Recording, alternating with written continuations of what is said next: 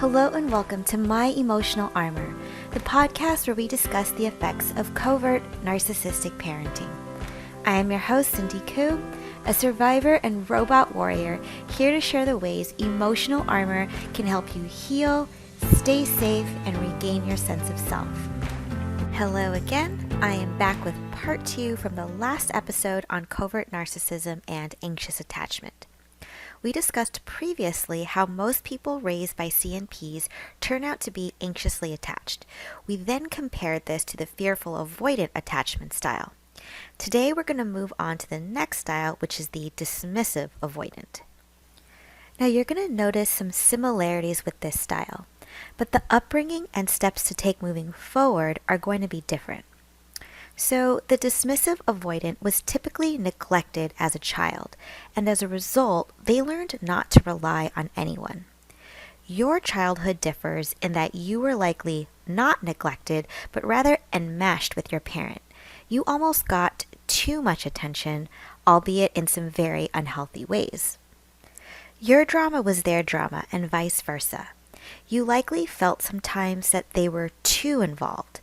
As an adult, you may teeter-totter between revealing too much because that's what you were used to, and putting up walls because on some level you knew the enmeshment you experienced as a kid didn't feel right.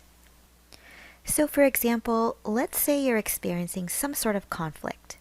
A dismissive parent will ignore your problem or tell you to get over it. A CNP, though, will survey the conflict and decide if it serves their ego first before they react. And this all happens for them subconsciously. It's not like you see their wheels turning when you're in conversation. If it's something that feeds their ego, say a way that they can offer advice to come in and save the day, then they will talk to you about it at length. If it's a tragedy or general bad news like current events, they'll also revel in it because peripheral misery makes them feel better about themselves, which is a topic we'll get into another time. Now, if you have a conflict, though, that challenges your CNP, prepare to be shut down. You'll either get yelled at or be the recipient of their more signature moves, such as passive aggressiveness, invalidation, and gaslighting. So the key difference here is that the dismissive parent will dismiss you nearly 100% of the time. But the CNP has such inconsistent reactions by comparison. They are so empathetic and concerned when you're talking about something that serves them, but are the complete opposite when it's not. This pendulum of behavior is what creates the anxious attachment in the child. As a kid, you don't get it, understandably. So you will spend your entire life trying to figure this out with your parent and with others. The tiptoeing you did at such a young age has probably followed you well into adulthood, showing up as things like lack of self-trust, difficulty setting boundaries, and being overly accommodating of others. Now, last but not least is the secure attachment style. But before we get into this, I want to point out that secure attachment is not the goal. This challenges a lot of what you may read, but I tend to think that the thing to strive for is integration. Look, you grew up the way you did, and it was imperfect. As a result, it has shaped your personality and some of the direction of your life up until this point, whether you like it or not. That's just the fact of the matter. We can't erase the past, but we can make peace with it and figure out how to work with the past so that we can move forward in life. And we'll spend a good amount of time in this episode and on the podcast in general talking about ways to do just that. But first, let's get into secure attachment. A securely attached child feels consistently protected by their caregiver. They have the security and confidence to be with or without them. As babies and young children, they may fuss when their parents leave the room, but will calm down shortly after because they are secure in knowing they are ultimately safe. As adolescents and beyond, securely attached individuals feel self-assured as they become independent. They are also better equipped to self-soothe because, number one, they learn by example from their parents, and number two, emotional independence or resilience was encouraged. This natural emotional maturity process was muddled for you if you were raised by a CNP. While you were young, your needs were met likely very well. But because a CNP cannot self-soothe, this was something you didn't learn. They emotionally regulate by outside circumstances. They feel good only when other people praise them or when others are doing poorly. They feel completely attacked when something or someone challenges them. Now you may say, well, that's normal. Anyone may feel defensive during a disagreement. The difference is that a covert narcissist cannot calm down, and they cannot see where they may have gone wrong. Or they may acknowledge it and then immediately follow with a justification.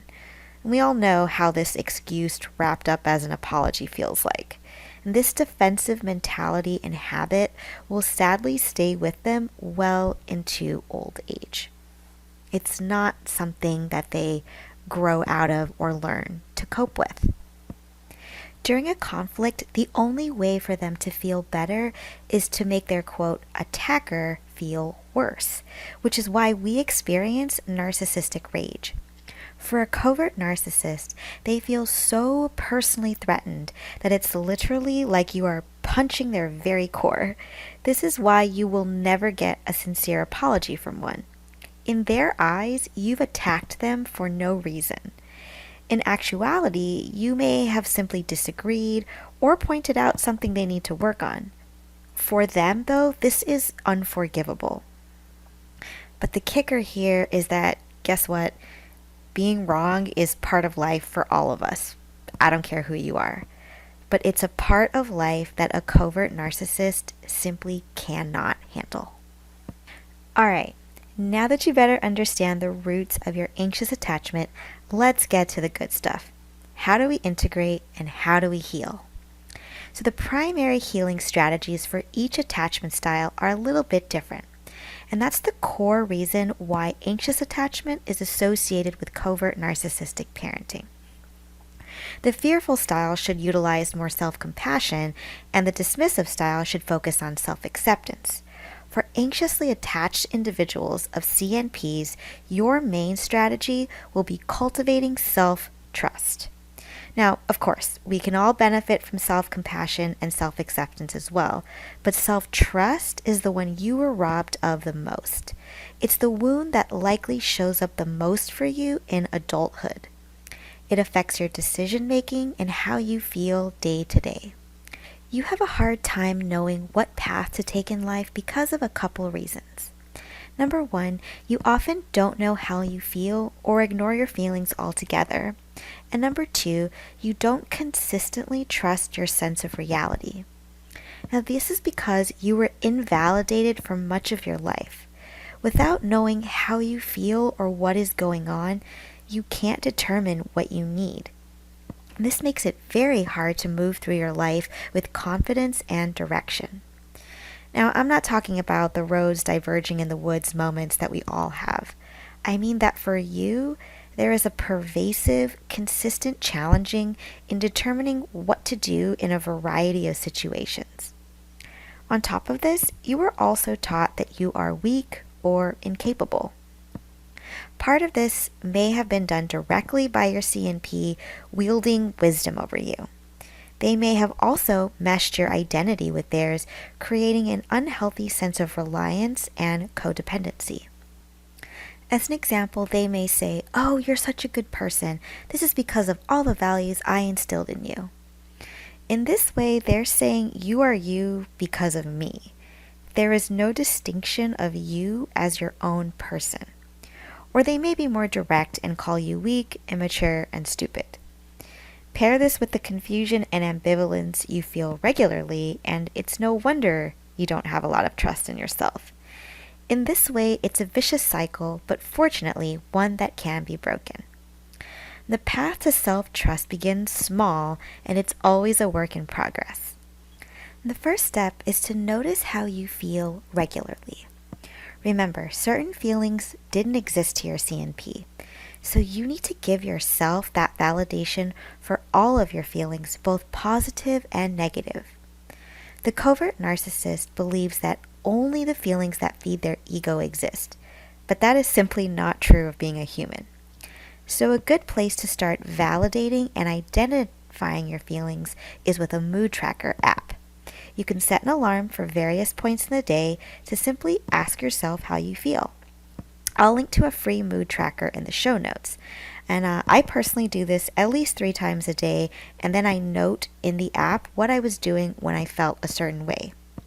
Over time, you'll notice patterns and can adjust your day accordingly if you want. But most of all, this is meant to help you get in touch with your feelings and start labeling them as real. Step 2. Note what is going on in a stressful circumstance using neutral language. The language component does a couple of things. It adds a sort of palate cleanser between the high emotions you may be feeling and the situation. And it also gets you to objectively assess the situation before you decide how to proceed. An example of this. Let's say you're annoyed because your boss sent a string of consecutive emails and you're already on a tight deadline. Instead of saying, "Why is he or she always on my back? She's my boss. She should know how much I'm working on." Write down something like, "Okay, Robin sent 3 emails in a row. I am in the middle of working on XYZ, which is due on XYZ date."